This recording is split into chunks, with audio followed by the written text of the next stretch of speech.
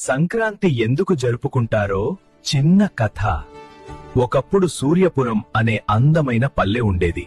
ఆ పల్లె చుట్టూ పచ్చని పొలాలు, మధ్యలో చిన్న చెరువు. అక్కడి ప్రజల జీవితం అంతా వ్యవసాయంపైనే ఆధారపడి ఉండేది. ఆ సంవత్సరం వర్షాలు సమయానికి పడ్డాయి. రైతులు ఎంతో శ్రమించి వరి పంట పండించారు. చలికాలం ముగిసిపోతూ పంటలు బంగారు రంగులో మెరుస్తున్నాయి. ఒక ఉదయం గ్రామ పెద్దయిన వెంకటయ్య అందరినీ పిలిచి అన్నాడు, సూర్యుడు మకర రాశిలోకి ప్రవేశిస్తున్నాడు. మన కష్టానికి ఫలం వచ్చింది. ఈ ఆనందాన్ని పండుగగా జరుపుకుందాం. భోగి రోజున అందరూ పాత వస్తువులు వదిలేశారు.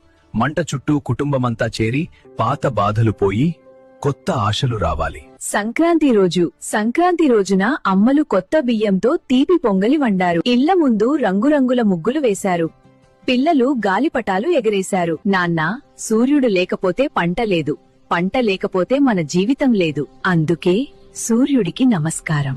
కనుమ రోజు ఆవులను స్నానం చేయించి పూలతో అలంకరించారు. మనతో కలిసి పనిచేసే పశువులకు కృతజ్ఞత చెప్పాలి.